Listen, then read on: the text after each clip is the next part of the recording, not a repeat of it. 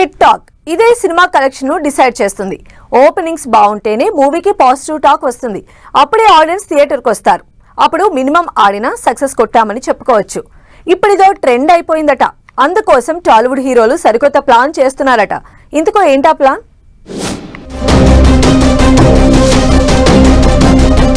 Book my షోలో టికెట్ల మాయాజాలం.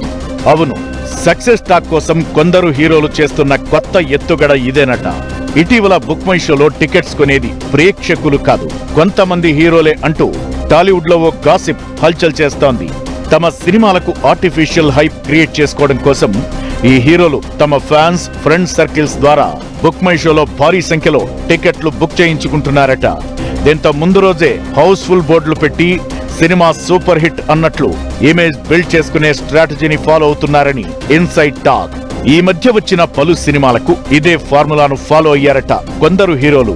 పెద్ద బడ్జెట్, మిడిల్ బడ్జెట్, స్టార్ హీరోలు లేని చిత్రాలు కూడా ఈ ట్రిక్ వాడి బుకింగ్స్ నంబర్లు ఎక్కువ చూపించి మార్కెట్లో హైప్ తెచ్చుకోవడానికి ప్రయత్నిస్తున్నారట.